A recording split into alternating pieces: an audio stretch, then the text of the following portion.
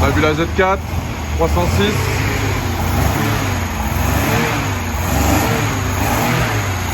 Et la Fiat 124.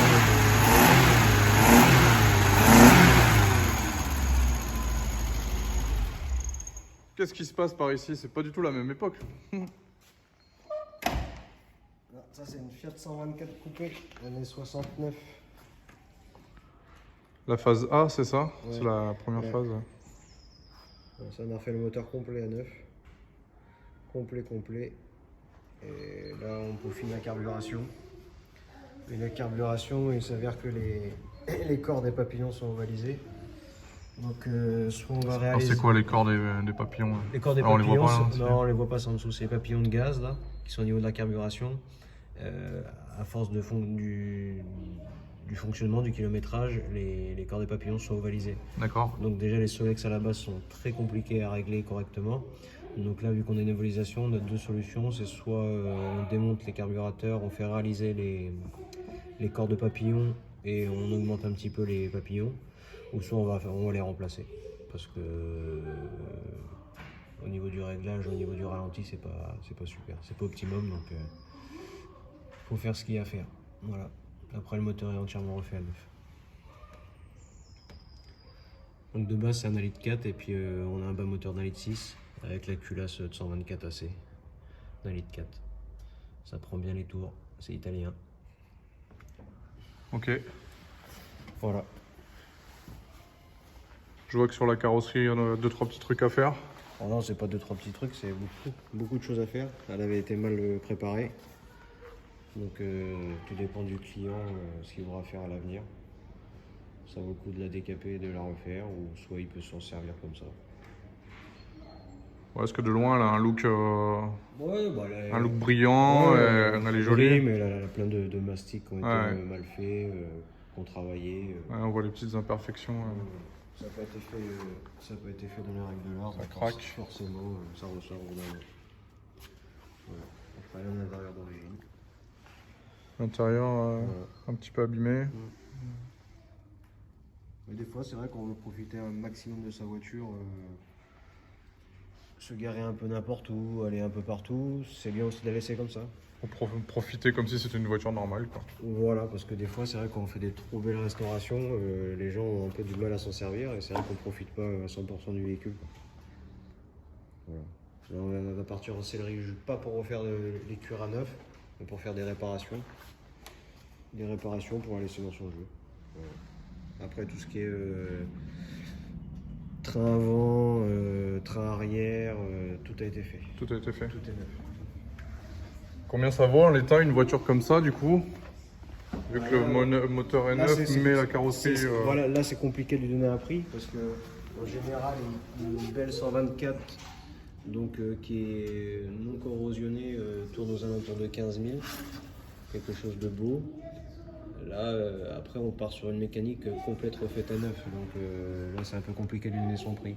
Après, s'il y a la restauration qui suit derrière avec un pôle illustré, c'est une voiture qui pourra monter à l'avenir, je pense, à 20 000.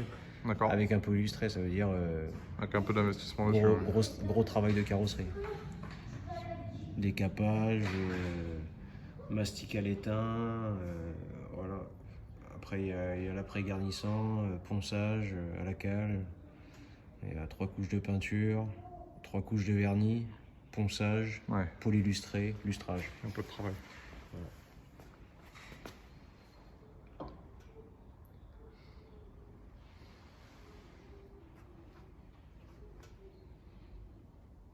Ah, c'est beau.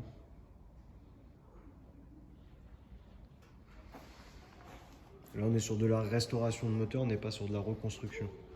C'est-à-dire qu'on n'a pas, on fait quelque chose d'optimum par rapport au budget qu'avait le client, mais on n'est pas dans du haut de gamme. La reconstruction, c'est encore autre chose, c'est encore un autre niveau. Là, on est sur de la restauration. Ouais, c'est le niveau suffisant pour permettre de rouler sereinement, d'avoir une vraie voiture. Profiter d'avoir une ancienne, qu'on n'est pas obligé non plus d'avoir une voiture dans un état concours. Qu'on a du mal à sortir parce que trop belle.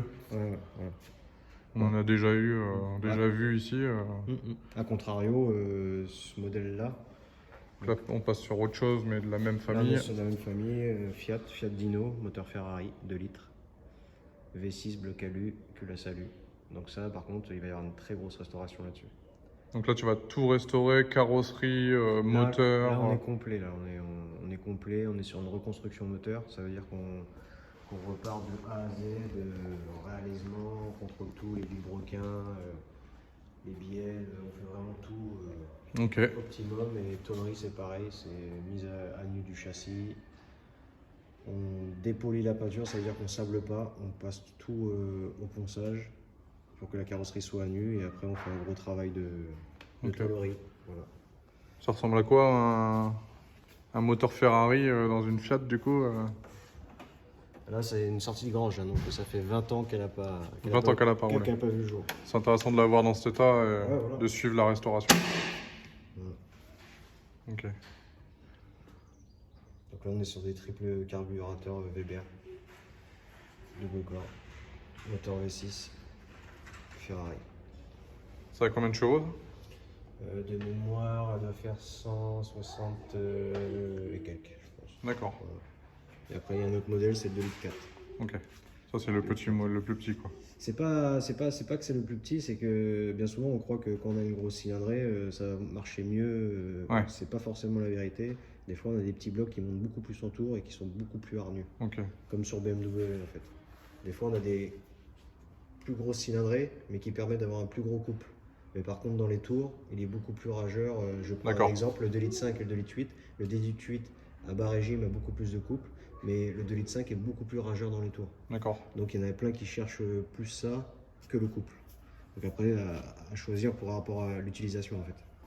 Là on est sur une voiture qui à restaurer va coûter à peu près combien? C'est compliqué de chiffrer. Non, pas compliqué. Là, on sait à peu près dans la carrosserie pour sortir quelque chose de magnifique et vraiment polylustré. On est à minimum 15 000. Ok. Minimum, je dis bien. Sur la reconstruction du moteur, il y a au moins 10 000 euros. D'accord. D'accord, 10 000 euros pour faire quelque chose de magnifique. D'optimum, de tout contrôler, faire la métrologie. Il y a la boîte de vitesse. La réflexion de la boîte de vitesse, c'est minimum 3 000. 3 000. Si on n'a pas de surprise, c'est 3 000 voilà, pour la boîte de vitesse. Après, il y a tous les châssis et les trains roulants à faire.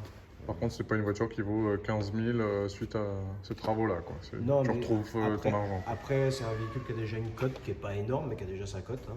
Qui a déjà sa cote qui est à peu près quelque chose de très beau, ça vaut à peu près 50 000 euros. Ouais. Mais suivant ce qui a été fait après dessus, la qualité du travail, on peut largement monter.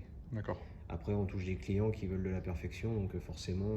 Ouais, on n'est pas dans la même cour, on n'est pas sur un débutant, c'est pas une première voiture de collection. Une cote de 50 000 peut largement monter à 70 75 000 si le travail de tôlerie est là, si le travail de mécanique est là, sans problème. À ne pas confondre avec, donc, du coup, avec la Ferrari Dino. Non. Mais qui a quand même une sacrée gueule, quoi. De toute façon, les Fiat, Ce modèle-là est amené à monter en cote. c'est un bon investissement. C'est un placement. C'est un très bon placement, ouais. Et donc là, tu la laisses un petit peu sale comme ça pour l'effet grange. Pour l'instant, tant qu'on n'attaque pas, on la laisse comme elle est. On la laisse comme elle est parce que... Voilà. Affaire à suivre, du coup. Tu vas attaquer ça quand? Tu sais un peu ou pas? On sait rien, pour l'instant on a pas mal de véhicules clients à sortir, on a eu beaucoup de demandes, donc pour l'instant, comme c'est une voiture personnelle, on n'y touche pas, c'est suivant comment on va être organisé par rapport au travail, donc je sais pas. Du coup, c'est un faux coupé, il y a des vitres à l'arrière. Oui, c'est ça, ouais. C'est pas un coupé sans montant. Ce qu'on appelle un coupé sans montant, c'est comme l'américaine, la Dodge qui est là-bas. Ouais. Quand on abaisse les vitres, il n'y a pas de montant. Ouais. Ok, top. Bon, bah, prochaine vidéo à suivre. Qu'est-ce que tu vois qu'on voit comme voiture? Peut-être les voitures que tu as à vendre. Oui, on pourra faire un tour des voitures. On fera un petit tour des voitures à vendre en ce moment chez Classic Auto. Allez, ciao!